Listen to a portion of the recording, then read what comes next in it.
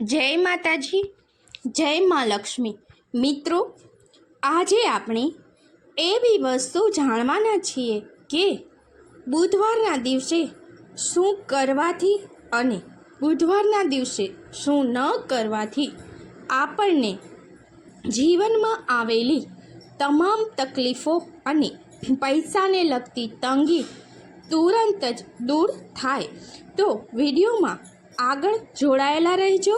અને એ ઉપરાંત જો આપ અમારી ચેનલમાં નવા હોય તો વિડીયોને લાઈક, શેર અને સબસ્ક્રાઈબ જરૂર કરજો। મિત્રો, અમારો વિડીયો પસંદ આવે તો કોમેન્ટમાં જય માં લક્ષ્મી જરૂરથી લખજો। ચલો આપણે આગળ જોઈએ કે બુધવાર વિશેના અમુક ઉપાયો। પૈસાની તંગી હોય તો બુધવારના દિવસે આ કામો ના કરતા। હા મિત્રો, જો તમારે ખરેખર પૈસાની તંગી કાયમ માટે રહેતી હોય તો ખાસ આ કામને બુધવારે ના જ કરવું જોઈએ।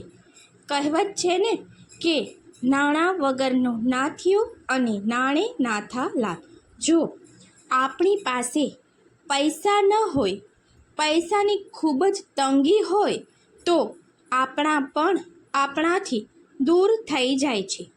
આ સમયે આપણને મદદ કરવા કોઈ પણ આવતું નથી। ત્યારે તમે એક વિચાર તો જરૂર કરજો કે આવું મારા ઉપર જ શા માટે થાય છે? ખરેખર મહેનત કરવા છતાં પૈસો મળતો નથી તો શું કામ આવું થતું હશે?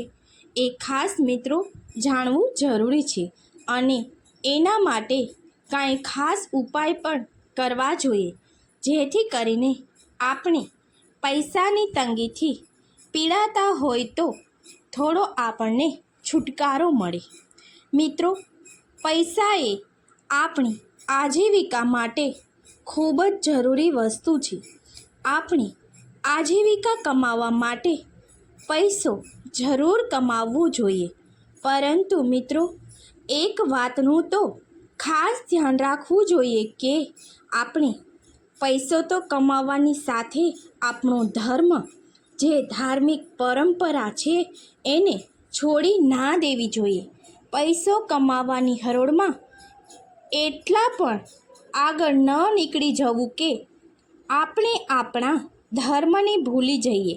તો ધાર્મિક કાર્ય કરતાં કરતાં પૈસાને પણ મહત્ત્વ આપવું અને પૈસા માટે મહેનત કરવી। મિત્રો, વાસ્તુ કે જ્યોતિષમાં દરેક સમયે દરેક પ્રકારની વસ્તુના આપણને દરેક પ્રકારની મુસીબતમાંથી બહાર નીકળવાના રસ્તા બતાવ્યા છે, તો એ આપણે જરૂર જાણવા જોઈએ। તો આજે આપણે આ વિડીયોમાં અચૂક એવું જાણશું। ખાસ કરીને દરેક વારમાં બુધવારના દિવસે જો તમે પૈસાની તંગીથી પીડાવશો તો આ 3 તમારે કામ ના જ કરવા જોઈએ। કારણ કે અમુક કહેવતો છે કે બુધ કરે બેવડા કામ। બુધવારે જે કાર્ય કરો તે કામ બેવડાય છે। તો આપણે ખાસ એ વાતનું ધ્યાન રાખવું। જ્યારે બીજી પણ એક કહેવત પ્રચલિત છે કે બુધ કરે શુદ્ધ, તો તમને વિચાર આવતો હશે કે શા માટે બુધવાર જ? આપણા ઘણા વર્ષો પહેલાં આપણા વાસ્તુમાં બધી જગ્યાએ કાંઈક ને કાંઈક એનું નિવારણ બતાવ્યા છે। બુધવારે કરેલા કામ બેવડાય છે એવું લોકો કહેતા હોય છે, તો ઘણા એમ પણ કહેતા હોય છે કે બુધ કરે શુદ્ધ। તો શું સાચું છે તે આજે આપણે જાણીએ। તો આ 2 કહેવતના આધારે આપણે એ જાણવા મળે છે કે અમુક કાર્ય બુધવારે ના જ કરવા જોઈએ, કારણ કે તેનાથી આપણને મુસીબત આવી શકે છે। પરંતુ એ પણ આપણને જાણવા મળે છે કે અમુક કાર્યો બુધવારે કરવા પણ જોઈએ. તો ચાલો આજે આપણે જાણીએ મિત્રો કે બુધવારના દિવસે શું કરવું જોઈએ અને શું ન કરવું જોઈએ. તો આપણે સૌ પ્રથમ જાણી લઈએ કે બુધવારના દિવસે શું કરવું જોઈએ. મિત્રો, સૌ પ્રથમ તો બુધવારના દિવસે આપણે ગમે તે વાનગી બનાવીએ પણ આ એક શાક તમારે જરૂર બનાવવું જોઈએ અને એ શાક છે મગનું શાક. મગ એ આપણે દરેક જગ્યાએ શુભ ગણવામાં આવ્યા છે. બુધવારે મગ અચૂક બનાવવા જોઈએ, જે આપણા માટે ખૂબ જ શુભ ફળ પ્રાપ્ત કરે છે. મગને આપણા ધાર્મિક ગ્રંથોમાં તેને શુકનવંતા ગણવામાં આવ્યા છે. તમે બીજા ગમે તે વાનગી બનાવો તો તમે તેનાથી તામસિક ભાવ ઉત્પન્ન થાય છે, પરંતુ બુધવારના દિવસે મગ તો બનાવવા જ જોઈએ, જે તમામ દુઃખોને દૂર કરે છે. તો મિત્રો, બુધવારના દિવસે અચૂક મગ ખાવા જોઈએ. અને બુધવારના દિવસે તમારે જો બજારમાંથી કોઈ પણ તમારા શોખ માટે વસ્તુ લાવો છો તો તે દિવસે ન લાવવી જોઈએ. અને લોખંડની વસ્તુ તો બુધવારના દિવસે ના જ લાવવી જોઈએ. આપણા જીવનમાં હજારો વર્ષોથી જે આપણી સાથે જોડાયેલા છે તે મગ છે. દુઃખ એ આપણી સાથે જોડાયેલા હોય છે ત્યારે હજારો વર્ષો પહેલાં ઋષિ મુનિઓએ પણ આ મગ ખાવાની પ્રવૃત્તિને જાળવી હતી. અને ઋષિ મુનિઓ પણ બુધવારના દિવસે મગ ખાતા હતા. મગ એ તમારું ગમ ખાય છે અને આમ તમારે બુધવારે મગ ખાશો તો તમારા અઠવાડિયાના 7 દિવસ શુભ જશે. સારા મગ એ સારા કાર્યની નિશાની છે. જેથી કોઈ પણ કાર્ય કરીએ તે પહેલાં આપણે મગને આગળ રાખીએ છીએ.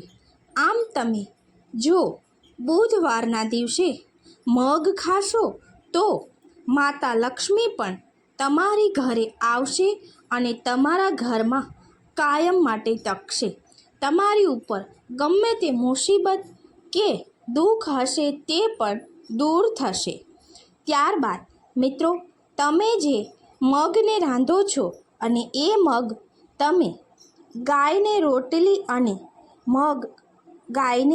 રોટલી સાથે ગોળ ખવડાવો છો તો તમારા જીવનમાં ગમે તેવી પૈસાની તંગી હશે તે દૂર થશે. અને બુધવારના દિવસે પરિવારના સભ્યોએ પણ ખૂબ જ હળીમળીને રહેવું જોઈએ. એકબીજાને સાથે પ્રેમ ભાવથી રહેવું જોઈએ. આ ઉપરાંત મિત્રો, ઘરની સ્ત્રીઓએ ઘરને સજાવટ કરીને જ રાખવું જોઈએ. સજાવટ એટલે કે ઘરના ઉંબરાનું પૂજન કરવું જોઈએ. ઘરના આંગણાને સારી રીતે સ્વચ્છ રાખવું જોઈએ. આ ઉપરાંત તમે રસોડાની અને ઘરને ખૂબ જ સ્વચ્છ રાખવું જોઈએ. મિત્રો, એક વાતનું ખાસ ધ્યાન રાખજો કે જ્યારે તમારા આંગણે ગાય આવે અને તમે એને મગ અને રોટલી આપો છો તો તમારા જમણા હાથમાં એ રોટલીને રાખવાની છે. અને જ્યારે ગાય એની જીભથી આ રોટલી ખાશે ત્યારે એની જીભ તમારી હથેળીને સ્પર્શ કરશે તો તમારા જીવનની દરેક મુશ્કેલીઓ ગાય માતા હરી લેશે. તમને ગમે એવી મુસીબતમાંથી, પૈસાની તંગીમાંથી તમે બહાર નીકળી જશો. આમ ગાય માતાની અંદર એવી શક્તિ રહેલી છે કે તે એની જીભથી તમારી હથેળીની જે હસ્તરેખા છે એને બદલી નાખશે અને તમારા કપાળ ઉપર જે ભાગ્યરેખા હશે એને બદલી તમને સુખ આપશે. હા, બુધવારના દિવસે બને ત્યાં સુધી ભગવાન શિવને મગનો અભિષેક પણ કરવો જોઈએ.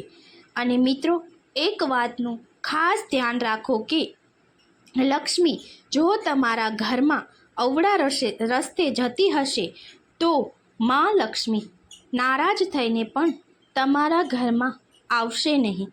તો એ માટે તમારે લક્ષ્મીજી સાચા રસ્તે વાપરશો તો ક્યારેય ખૂટશે નહીં. મિત્રો, બુધવારના દિવસે એ વાત ખાસ ધ્યાન રાખો કે તમે પતિ પત્ની બંને પણ આ પ્રયોગ સાથે કરશો તો તમને ખૂબ પ્રગતિ થશે અને પૈસાની તંગી પણ દૂર થશે. તો ભગવાન શિવના મંદિરે તમે પૂજા કર્યા બાદ કોઈ પણ ઋષિઓને તથા કોઈ પણ જે વસ્તુ જરૂરિયાતમંદને મગનું દાન કરશો તો તે તમારા માટે ખૂબ જ સફળ શુભ ફળ પ્રાપ્ત કરશે. તો આ કામ તમે અવશ્ય કરો. ત્યારબાદ મિત્રો, તમે તમારા જે કુળદેવી ભગવાન ઈષ્ટદેવને માનતા હોય તે ઈષ્ટદેવને પ્રાર્થના કરતા સમયે સંધ્યાકાળે તે ઈષ્ટદેવને તમારા કુળદેવીને જે ઘરમાં તમારું મંદિર છે તેમાં દર્શન કરતા સમયે પ્રાર્થના કરતા સમયે તમારે એક શ્રીફળ અવશ્ય ધરવું. આ ઉપરાંત મિત્રો, જ્યારે તમે શિવ ભગવાનના દર્શન કરવા જાઓ છો ત્યારે તમારે શિવ ભગવાનને શ્રીફળ વધેરવાનું નથી, પરંતુ ત્યાં રમતું શ્રીફળ મૂકવાનું છે, એટલે કે નાળિયેરને દોડવીને મૂકવાનું છે. આનાથી શું થશે કે ભગવાન શિવ જ્યારે આપણા આજીવનની આ પ્રતિક્રિયા જોશે, આ જીવની પ્રતિક્રિયા જોશે, ત્યારે આપણા કપાળ પર લખેલી ભાગ્યરેખા પણ એ બદલી નાખશે. મિત્રો, પૈસા આવવાના ઘણા બધા કારણો છે, પરંતુ જવાના કારણો ઓછા છે. તો એ આપણે જાણવું જોઈએ કે શેના કારણે આપણા પૈસા જાય છે અને શું કરવાથી આપણને પૈસાની તંગી દૂર થાય છે. આ વાત તમે જાણી લેશો તો તમને ઘણો જીવનમાં મુશ્કેલીમાંથી રાહત મળશે. એક વાત તમે જાણી લો કે જો ટ્રેન સીધી જતી હોય અને સહેજ પણ આડી થાય તો એનો રસ્તો બદલાઈ જાય છે. એવી રીતે મનુષ્યમાં પણ હોય છે. મિત્રો, ઘણા લોકો એવા છે કે એ હજારો રૂપિયા કમાતા હોય, ખૂબ આગળ પ્રગતિ કરી અને મોટા માણસો બન્યા હોય, અને એક દિવસ એવો આવે કે તે રાજામાંથી રંક પણ બની જાય. એવા તમે ઘણા બધા કિસ્સાને સાંભળ્યા હશે. મિત્રો, તો આ વાત ખાસ યાદ રાખો કે આપણા કરેલા કાર્યો, આપણી કરેલી પ્રગતિ જ આપણને નડે છે. તો રાજામાંથી રંક કે રંકમાંથી રાજા બનવા માટે આપણે ખુદ જવાબદાર છીએ. સિકંદર પણ જ્યારે મર્યો હતો ત્યારે કહેતો ગયો હતો કે મારા હાથને ખુલ્લા રાખજો અને મેં કમાયેલા સિક્કાઓને પણ રસ્તાઓ પર રેડજો, કે જેથી લોકોને પણ ખબર પડે કે બંધ મુઠ્ઠી આવ્યા હતા અને ખાલી મુઠ્ઠીએ જઈએ છીએ. મિત્રો, જ્યારે તમે કોઈ પાપ કરશો અને તમારા પૈસા ખોટા રસ્તે જશે તો આ જ પરિણામ આવશે. એટલે તો ખાસ ધ્યાન રાખજો કે બુધવારે આ કાર્યો કરજો અને આ કાર્યો તો ના જ કરવા જોઈએ, જેથી કરીને તમને ભવિષ્યમાં, ભૂતકાળમાં કે હાલના સમયમાં તમને કોઈ મુશ્કેલી ના આવે.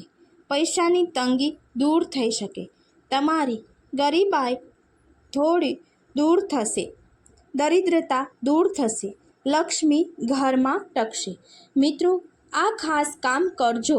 બુધવારના દિવસે તેલ ન લાવવું જોઈએ. આ ઉપરાંત તમારા શોખને લગતી વસ્તુઓ પણ બુધવારના દિવસે ન લાવવી જોઈએ. આટલા કામ તો ન જ ઘરમાં લોખંડ બુધવારના દિવસે ના લાવવું જોઈએ. લક્ષ્મી આવે, પરંતુ એના કરતાં તમારા ઘરમાં તમારી પાસે જે લક્ષ્મી છે તે ટકી રહે તે પણ તમારે પ્રયત્ન કરવા જોઈએ. અમુક કાર્ય કરવાથી તમને જે સફળતા મળે છે તેના કરતાં જે કાર્ય કરેલું છે, જે પૈસા છે એને ટકાવી રાખવા અને ક્યાં વાપરવા એ બુદ્ધિ ભગવાન એટલે કે બુધ ગ્રહ, બુદ્ધિના દેવતાએ આપણને એવી બુદ્ધિ આપે, તે માટે આપણે ભગવાનને પ્રાર્થના કરવી જોઈએ.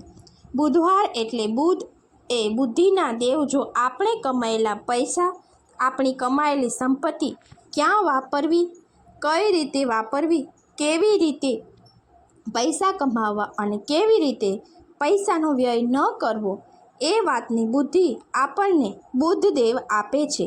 તો બુધવારે આ જણાવેલા કાર્યો આપણે ન કરવા જોઈએ, જેથી આપણી બુદ્ધિ અપભ્રંશ ન થાય અને આપણે ઘરમાં પૈસો ટકી રહે તો એ માટે તમે આ બુધવારે આપેલા ઉપાયો અચૂક કરજો. બુધવારે આપણા માટે શુભ અને સુકનવંતો નીવડે તે માટે આપણે આ પ્રયોગને અચૂક કરવા જોઈએ. મગના અને શ્રીફળના અચૂક પ્રયોગને કરવા જોઈએ.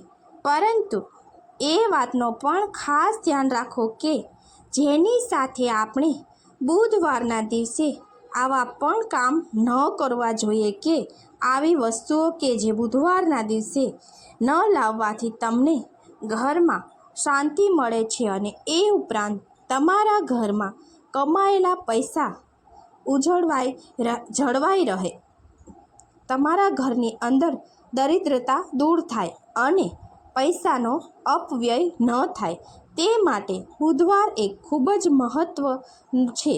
તો મિત્રો, આશા રાખું છું કે તમને આ વિડીયો પસંદ આવ્યો હશે અને આવા બીજા વિડીયોને જાણવા માટે અને બીજા વાસ્તુની અલગ અલગ ટિપ્સને જોવા માટે આપ અમારી ચેનલને લાઈક, શેર અને સબસ્ક્રાઈબ જરૂર કરજો.